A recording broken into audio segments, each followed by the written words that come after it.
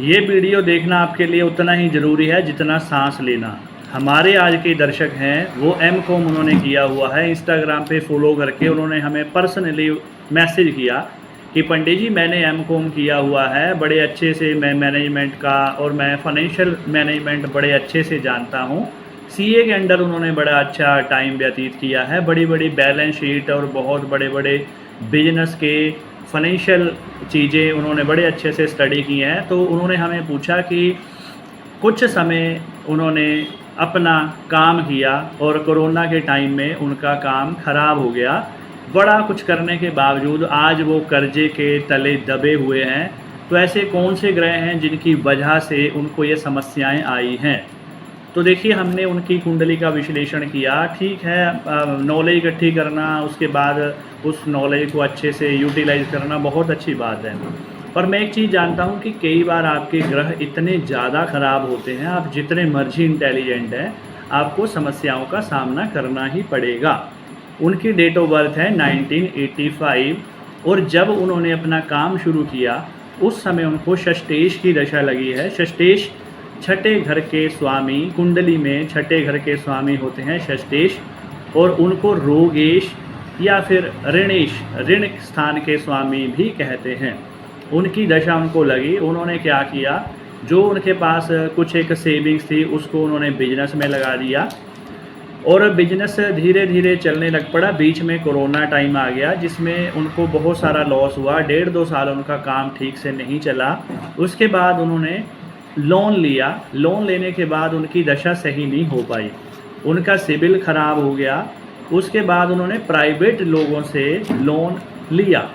अब private loan लेने वाले आपको पता है 2%, 5%, 7%, मैंने सुना है 10% भी प्राइवेट लोन देते हैं। 10%, 5% महीने का लेते हैं वो। तो उन्होंने किसी तरीके से कोशिश की कि उनका बिजनेस संभल जाए, पर उनका बिजनेस संभला नहीं। जब हमने उनकी कुंडली का विश्लेषण किया तो पाया कि उनके ग्रह वाकई बहुत ख़राब थे। उनको कोई भी काम शुरू करने से पहले किसी अच्छे विद्वान ज्योतिषी से कुंडली का विश्लेषण अवश्य करवाना चाहिए। हम पढ़ने लिखने के बावजूद ये सोच लेते हैं कि मैंने किया है तो मैं सक्सेसफुल हूँ, पर बड़े सारे फैक्टर्स हैं। मैं किसी भी व्यक्ति को भाग्यवादी नहीं बनाता, पर एक चीज़ आप सोच के रखिए कि जैसे लॉ ऑफ ग्रेविटेशन होता है या फिर बड़ी सारी थ्योरीज़ हैं साइंस की, फिजिक्स की, उसी प्रकार से एक कर्म का सिद्धांत है कि जो हमने पीछे बुरे कर्म किए हैं या इस जन्म में बुरे कर्म किए हैं उसका कहीं ना कहीं हमें अच्छा या बुरा फल भोगना ही पड़ता है। अब इस चीज़ को कोई ज्योतिषी टाल भी नहीं सकता था कि उनको षष्टेश की दशा चली थी, क्योंकि उन्होंने मानना ही नहीं था। मैंने अपनी प्रैक्टिस में ये देखा है कि उन जितना मर्जी समझा लो, जिसका ग्रह खराब चला हो, हाँ कुछ हम चीज़ें कम ज़रूर कर सकते हैं। जैसे इन्होंने जब लोन लिया, अगर ये लोन कम लेते या ना लेते या थोड़ा रुक जाते तो शायद कंडीशन कुछ और होती, पर जो प्रकृति को मंजूर था वही होके रहा।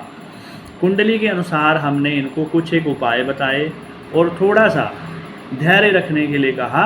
जब आपकी लाइफ में कभी भी ऐसी सिचुएशन आए तो सबसे पहला है धैर्य रखिए और भगवान पे विश्वास रखिए।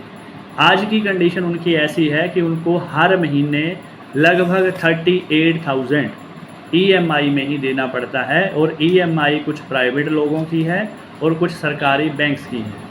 वो इतने ज़्यादा परेशान हो चुके हैं कि उन्होंने मुझे कहा कि पंडित जी अगर आप मेरी हेल्प नहीं करेंगे तो मैं निराश हो जाऊंगा और उनके आगे कोई भी हल नहीं रहेगा। आप समझ सकते हैं कि उनके कहने का भाव क्या था। सभी को मैं ये कहना चाहता हूँ कि ठीक है, हम थोड़े टाइम मोटिवेशनल चीज़ें देखते हैं, you can do this, you can do this.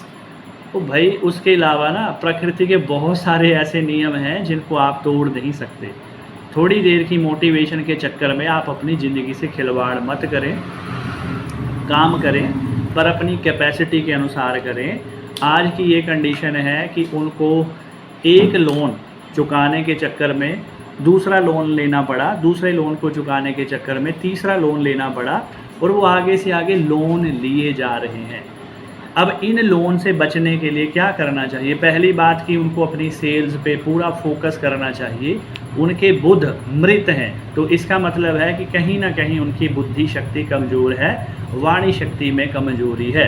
उसके लिए उनको कहीं ना कहीं ट्रेनिंग अवश्य लेनी चाहिए, कम्युनिकेशन स्किल्स इम्प्रूव करना चाहिए, मैनेजमेंट की स्किल्स इम्प्रूव करनी चाहिए, अपने काम को बहुत ही मन लगा के करना चाहिए और समय का इंतज़ार करना चाहिए। और मेरा एक सजेशन है कि कभी भी आप मंगलवार वाले दिन ऋण ना लें, लोन मंगलवार वाले दिन नहीं लेना चाहिए, बुधवार वाले दिन आप ले सकते हैं।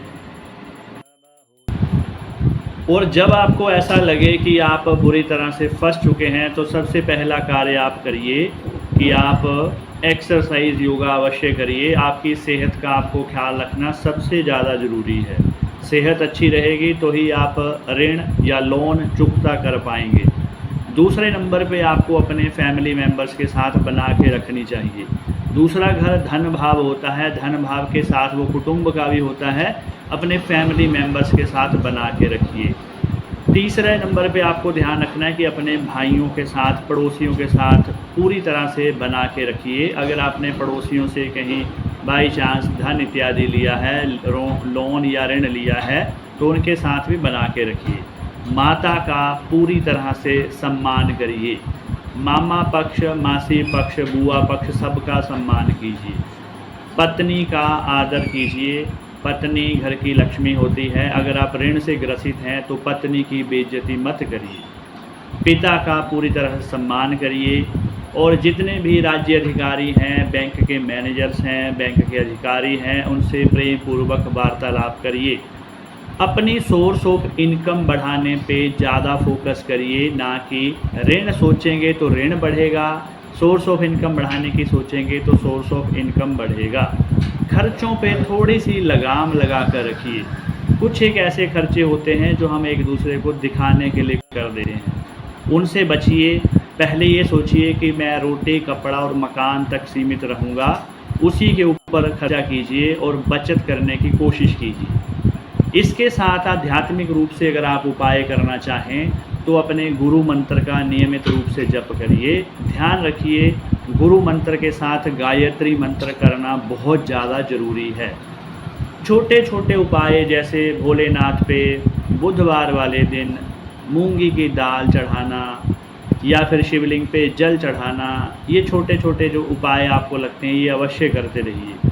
खुश रहिए, प्रसन्न रहिए और एक प्लान कीजिए, एक पेज लीजिए, एक कॉपी लीजिए, डायरी लीजिए, सबका लिख लीजिए किस किस के ऋण आपने चुकता करने हैं। धीरे धीरे धीरे करके जब जो सबसे बड़ा ऋण है, जिसके ऊपर सबसे ज़्यादा आपको इंटरेस्ट पड़ रहा है, वो वाला सबसे पहले चुकता कीजिए। उसके बाद धीरे धीरे करके आप लोन धीरे धीरे चुकता कर देंगे। ध्यान रखिए, जब भी आप लोन लेंगे तो किसी के भी बहकावे में मत आइए। शुरू में बैंक वाले सर आइए बैठिए, सर हम आपका लोन कर देंगे, सर आप 15 लाख या 20 लाख ले लीजिए।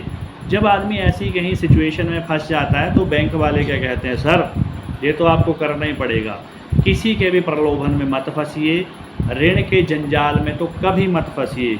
मैंने पुराने समय में कुछ एक फिल्में देखी थी। उस फिल्मों में क्या होता था कि 1 पीढ़ी, 2 पीढ़ी, 3 पीढ़ी, 4 पीढ़ी लोन के दलदल में फंस चुकी होती हैं। मुझे बड़ी हंसी आती थी उन फिल्मों को देख के, पर जब अब देखता हूँ तो वो सेम चीज़ घटित हो रही है। पुराने समय में शाहूकार लोगों को फंसाते थे, अब के टाइम वही शाहूकार मॉडर्न टेक्नोलॉजी के साथ फंसा रहे हैं। लोन के चक्कर में कभी मत पड़िए। मेरे माता जी एक बात कहते थे कि बेटा रूखी सूखी खा लेना पर लोन कभी मत लेना। मुझे लगता था कि ये पुरानी बातें हैं, पर आप हमेशा एक चीज़ का ख्याल रखिए, लोन तभी लीजिए अगर आपने 10 लाख का लोन लेना है तो मन में ये धारण कीजिए कि क्या आपके पास 10 लाख चुकाने के लिए और सोर्स है। अगर आपके पास 10 लाख कहीं एक्स्ट्रा पड़ा हुआ है और आपको लगता है कि कहीं कोई भी बुरी कंडीशन आ जाएगी तो मैं वो 10 लाख इधर जमा करवा दूंगा, तब लोन लीजिए। और एक चीज़ और है, ठीक है बड़ी बड़ी कंपनियां लोन के ऊपर चली हुई हैं, पर आप बड़ी बड़ी कंपनियों से कंपैरिजन किस लिए करते हो? आप अपने आप को देखिए, अपनी कुंडली को देखिए, आपके ग्रह अलग हैं, अंबानी, अडानी के, टाटा के अलग हैं। अगर वो लोन लेते हैं तो उनके पास इतने सारे असेट्स होते हैं कि वो उसको बड़े आराम से चुकता कर देते हैं और उनके लोन रेट ऑफ या जिसको हम लेमैन लैंग्वेज में कहते हैं माफ़ भी कर दिए जाते हैं। आम आदमी के लोन माफ़ नहीं होते। कुंडली का विश्लेषण करवाइए। पहली मेरी इंस्ट्रक्शन ये है कि इस चक्कर में ही ना पड़िए कि आपको लोन लेना पड़े। अगर बाई चांस बहुत मजबूरी है कि लोन लेना बहुत ज़रूरी है तो उस लोन को इन्वेस्टमेंट पॉइंट ऑफ व्यू से लगाइए, बिजनेस में लगाइए। बिजनेस में लगा के ये सोचिए कि अगर मैं 6 से 10% अगर ब्याज दे रहा हूँ, क्या मैं साल का 50%, 30%, 40% कमा सकता हूँ। बिजनेस में लगाइए और उसको मल्टीप्लाई करने की सोचिए। उसके बाद हमेशा ध्यान रखिए कि जो लोन का अमाउंट है बड़े ही ढंग से, बड़े ही प्रेम पूर्वक खर्च कीजिए। उसको अपनी लग्जरी पे खर्च करने की भूल कभी मत करिए। जिस पर्पस से लोन लिया गया है उसी पर्पस में उसको लगाइए। अगर आपको घाटा होना लग पड़े कि भाई आपने लोन लिया उसके बाद आपका काम नहीं चला, तुरंत किसी अच्छे ज्योतिषी के पास जाइए और अपनी कुंडली का विश्लेषण करवाइए। अगर आप इन सभी इंस्ट्रक्शंस को फॉलो करते हैं तो मुझे लगता है कि लोन लेने से आपको समस्या नहीं आएगी, आप समस्याओं से बच सकते हैं। थोड़ा सा समय निकालिए। एस्ट्रोलॉजी, ज्योतिष भी एक तरह की साइंस है और हम जैसे बहुत सारे लोग आपको मिल जाएंगे जो आपकी समस्या का, आपके साथ समस्या से निपटने के लिए आपके साथ खड़े हैं। अगर आपको छोटी सी फीस लेके किसी एस्ट्रोलॉजर की राय मिलती है तो अपने आप को भाग्यशाली समझिए और कभी भी आपको कोई समस्या आ जाए तो मैं आपके लिए हमेशा खड़ा मिलूँगा। मुझे रात को भी कई बार 11, 12, 1 बजे तक भी लोग फ़ोन करते हैं और रो रो के अपनी समस्या बताते हैं। आपको रोने की आवश्यकता नहीं है, हम आपके लिए यहाँ बैठे हैं, आपकी हर प्रकार से सहायता की जाएगी। ठीक है जी, धन्यवाद।